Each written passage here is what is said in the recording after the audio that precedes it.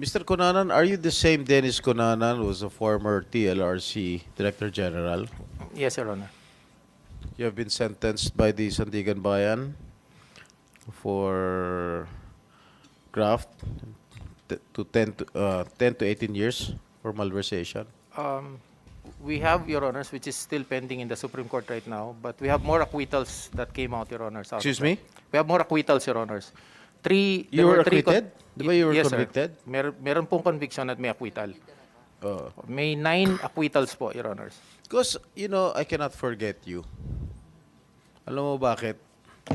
During the time, or when I was my second term as senator, when I was already embattled, I attended a Blue Ribbon committee hearing, and you were present there.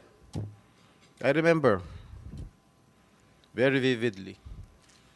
And you told that committee that was, I'm sorry, this is off topic already. Inaano ko lang yung credibility ditong taong ito. All right, SP Pro Tem. At sinabi mo, tinawagan kita. And nung tinatawagan kita, sinabi mo raw, I am endorsing an NGO para dun mo ilagay yung pondo ko. I have never called you and I do not know you from Adam. At ang sinabi mo ron sa committee noon, na na-recognize mo lang yung boses ko. Napakasinungaling mo. Naalala mo yun? Naalala mo yung sinabi mo? Na na-recognize mo lang yung boses ko? Hindi naman kita kilala, hindi naman kita tinawagan? Naalala mo?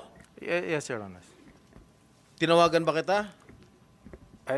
If I can recall at that You time, just Your saved Honors. your skin.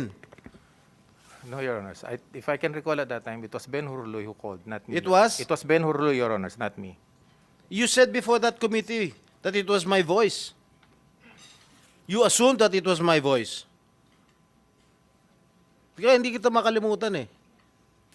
Napakasinungaling mo. I'm sorry for bringing this up, Madam Chair. Tinetest ko lang yung credibility nitong taong ito eh.